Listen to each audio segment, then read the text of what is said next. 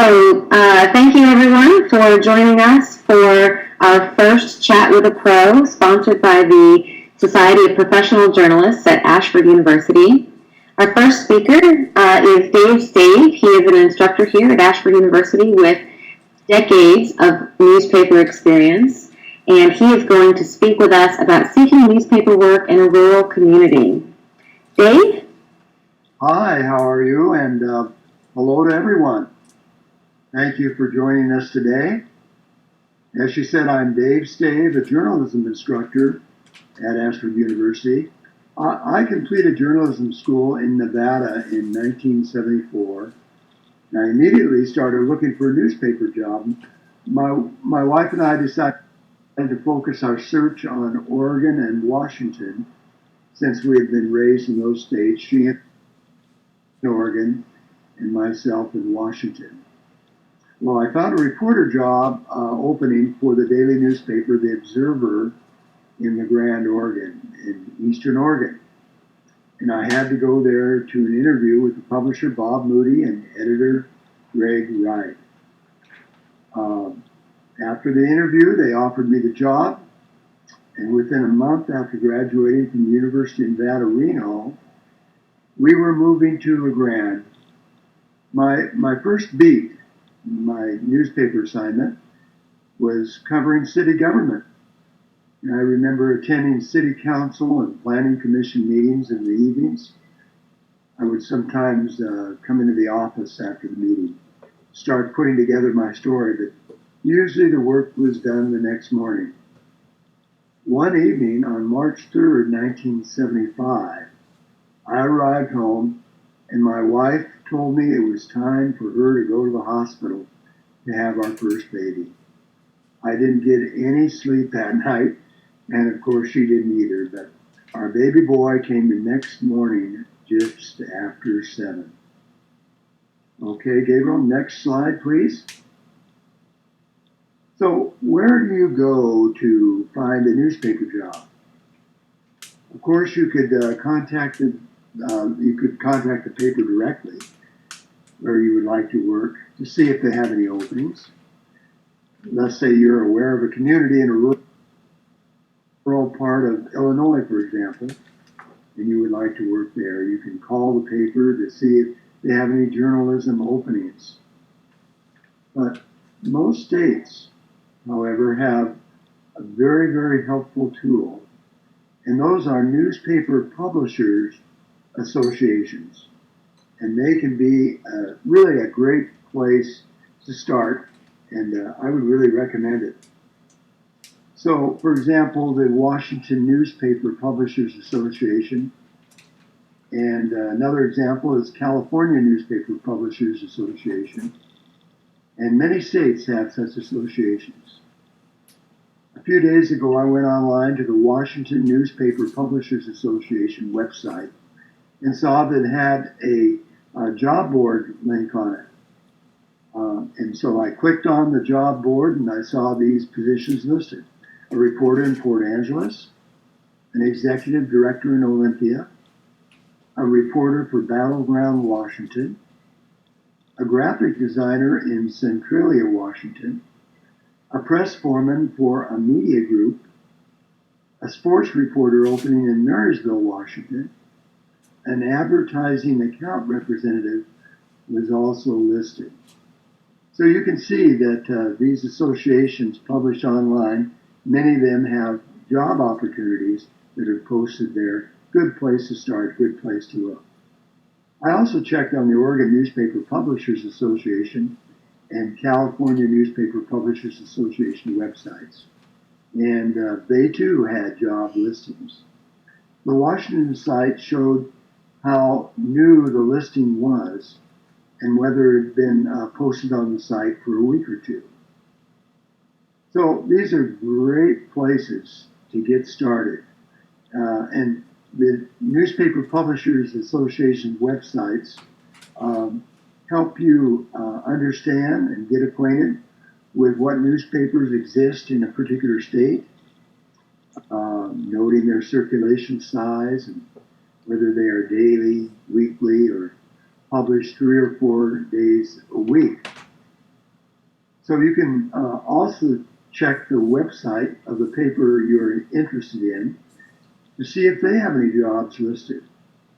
Let's say you're interested in living in Boise, Idaho. You could go to the Boise, Idaho Statesman website to see if they have any jobs posted. You could also do the same for radio or television stations if you wish to work for broadcast media. Okay, next slide, please. So, here we are contacting the newspaper. Initially, you could do that by phone. Once you have identified a job in which there is an opening, you could call the editor or publisher and indicate you are about to mail in an application for that position. That way, they can get to know you a little and get to know about you and be prepared to receive your application. Now, here's a tip for you. Do not plan to spend a lot of time on the phone with that employer. However, he or she likely has a busy schedule, and a brief introduction of you and who you are and the position you are applying for is really all that's necessary. Now, it's up to them. If they choose to spend some time chatting to get acquainted with you, then that's fine too. They are in the driver's seat, so to speak, and identify yourself. But I wouldn't push too hard on this initial phone conversation. Just make sure that, they just kind of know who you are, maybe where you live, and that you're really interested in the position that they have advertised. So then you mail in your application. Send appropriate clips, samples of the work you have done, along with your resume. Find out what they would like to see. You have a video clip or story you worked on and share it online as examples that you could share with them. This is one reason why Ashford's Journalism Communications Department is asking you to build a portfolio. And then the next thing is waiting for the job interview. Waiting can be the tough part. Most of us would like to know if we are being considered a few days after our application was received.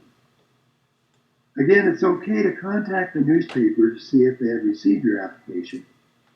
You could call the newspaper or broadcaster, as the case might be, to find out if they indeed have your application.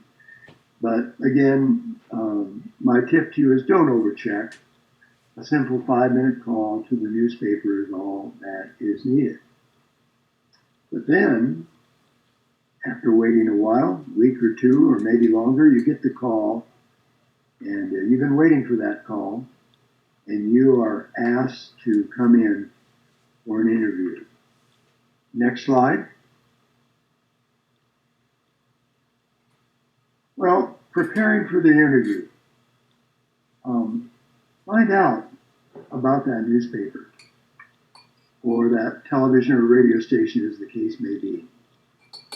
Find out as much as you can about the publication. Is it fairly new? Or has this newspaper been around for 100 years? How big is the circulation, the number of subscribers? And approximately how many people are there on the news staff? How many reporters, photographers, editors, page designers are there? Does the paper have an online presence? Of course, most papers do have that online presence today. Now, I know that many of these questions will be answered during the actual interview, but your advanced knowledge will show that potential employer that you're quite interested in that place where you might end up working. And then another idea here is to find out about the community. Do a little digging before you arrive for the interview. Find out what you can about that town, that community. A Google search is a good place to start. What is the community's population, for example? What is its main source of employment? For LeGrand, it had the Union Pacific Railroad going to it, and it employed several people. In addition, there was lumber and particle board. They were manufactured there, and agriculture also was a big part of the economy of the area. Is there a college in that community? Or is the town the county seat? The courthouse, the county clerk, assessor, sheriff, or even a jail? Is there a main hospital in the community? Does that community have a major employer? For example, Redmond, Washington, north of where I live, is the headquarters for Microsoft. I guess we've all heard about Microsoft. So why do this research and preparation? Your potential employers, I believe they'll be impressed if you have some basic knowledge of the community. So you have shown an interest and you are an investigator. Remember, a newspaper reporter must be good at asking questions. The fact that you have already asked questions and found some answers about the community where you might go to work will show that potential employer that you're curious. You want to find out these basic things about the town before accepting the job or moving there. Curiosity, investigation, those are things that I think an editor and publisher would like to see in a new reporter. Okay, next slide, please. So what about during the interview? Well, stay positive and be flexible. Stay positive during the interview. And then be flexible. If the job requires you to cover local schools, are you also willing to cover a sports team or two? Flexibility is a good thing at a newspaper, particularly a small one in a rural community. Show you're willing to post your stories or photos online if asked. Do you have some basic photo or video skills that you can add to the job that you be asked to do as a news writer? Multitasking, especially for small papers, is kind of the name of the game. So at least a willingness to learn or a willingness to show that you have some of those skills. So if you're considered for the position, what I'd suggest is to be very patient. The interview is completed and it appears you're being considered for the position. What do you do now? Patience is key. If you haven't heard back from the employer in a week or two, you can call back to see how the hiring process is going, but don't call frequently. Don't make a nuisance of yourself. You would love to get the job, but really don't pester that employer. That could work against you. Remember, the newspaper sincerely wants to hire the person who is best suited for the position. The individual who has the skills and who will fit in well with the staff and with the community. But then, after a couple weeks, you get the call and you're offered the job. Next slide. Well, you will be told your salary. The question you will ask is, can I live on this salary? Salary and benefits will be an important consideration in whether you accept that job. But what if the salary is less than what you expected? The job pays $1,500 a month, for example, and that's only $375 a week. What I would do is check the cost of living in that community. Again, you can do some of this online. How much does it cost to rent a 2-bedroom apartment? What if I need a 3-bedroom house? Will the salary be sufficient? What about the cost of food, utilities, and other living expenses? Remember, the cost of living in a small rural community may not be as much as it would be in a big city, a metropolitan area. So check it out a little bit. Speaking of my experience, when I was offered the reporting job in LeGrand, Oregon in 1975, I was told I would be paid $550 per month. That did not appear to be too much. My wife and I had our first child on the way. In fact, our son would arrive a little over a month after I began work as a reporter. I asked the publisher if he would consider $600 a month, but he said no. He had discussed the salary with his boss in Bend, Oregon, and that was as high as he could go. I went ahead and I talked to my wife, and I accepted that job at the $550 level and did not make an issue of it. After several months, I was given a promotion to be associate editor, and with that came a small pay raise. And then after a couple of years, I was given the chance to be editor of a weekly newspaper in Eastern Oregon in the same chain. And that was a couple hundred miles away from where we were. And so then the salary was increased there too. So one of my key thoughts here in this entire process of applying for a newspaper job and accepting one is to be realistic. Be realistic. Will you be in a pinch? If this is the salary you are paid, how many months, how many mouths do you have to feed? And are you a one or two income family? Or if you have a significant other or spouse, are there job opportunities in that community for them? If the salary you are being offered is not sufficient to pay your bills, including any school funding loans that you have taken out, then it might be necessary for you to continue your job search elsewhere. You ask, what are the benefits of continuing my job search? Does this job appear to be the right start to my career? Okay, now, next slide. Okay, that's my summary, thoughts on seeking newspaper work in a rural community. Now I will try to answer your questions. Dave will be helping me with this. Thank you so much, Dave. That was really an awesome presentation, so informative. So we have a couple of questions. The first one is, in your opinion, do you think that new reporters should be skilled in writing for multiple platforms? So writing for print, writing for online, writing for social media. Should they be focusing on all of those platforms or just on one? Well, I would say, that increasing your platforms could really, really be helpful because that's the state of the newspaper industry today and broadcast as well. There is that online presence. And so being aware and seeing what's being published online and increasing your skills in that particular area, that's a good thing.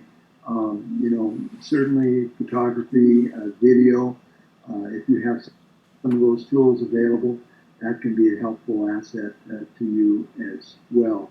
And I would just see what I can learn, here at Ashford and in your experience, and as you go forward, to just pick these things up, because as we all know, newspapers have a terrific online presence today, and so we have to be aware of that.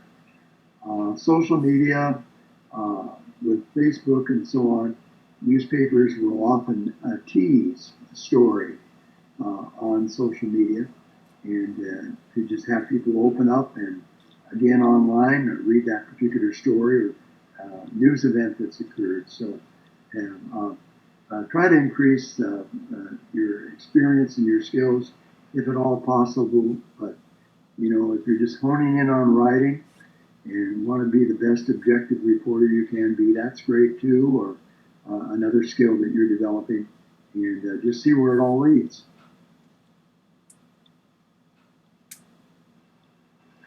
Awesome, thank you.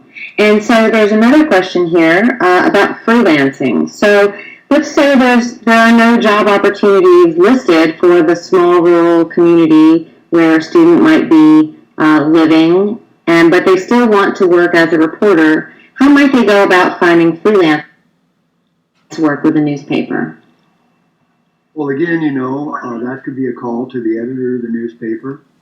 And, as you said, Gabriel, there's no apparent job openings there, but to just kind of visit with them and saying, I'm in your community or I'm planning to move there and I have these skills, and what about freelancing? And are there any particular assignments that I could do as a freelancer for you? Is that something that you would consider? Another idea here is, as a freelancer, you might be aware of something that's going on in that particular community or in that county, and be aware of a story that they're not covering, and maybe call and say, hey, here's a story that I'd be interested in putting together for you. Did you know that Joe Black out there in the community has an experimental aircraft that he now has, and he's trying to work with that and get that in the air and so on. I'd be happy to go out there and talk to him and come back with some pictures and video if that's what you would like, and maybe suggest an idea to that editor. That could be a good way to get started as well. That's fantastic. So one final question. The students are being asked to create portfolios in all of their journalism classes here at Ashford, and several students have asked whether they should put their student writing in those professional portfolios. Do you feel, as a former editor, do you feel like that's acceptable practice or not? It's going to be providing some samples, perhaps as in a class you did a feature story, and you would submit that as something that the editor could take a look at and consider. What I did in my experience in Reno is I was able to get a very part-time internship at one of the Reno papers, and through that, over a period of a few months, I was able to build up some clips and so on, and be able to show that to my potential employer in Oregon. But in some cases, that may not be possible. And, I'd say any samples and photographs and any examples of the kind of work that you can do would be very, very helpful, and just to get that started. That's exactly what you want. Awesome. Thank you so much for taking the time to sit down and speak with our students about how to find newspaper work in rural communities. And I want to thank everyone who has come to attend this first session of Chat with the Pros, sponsored by the Society of Professional Journalists at Ashford University.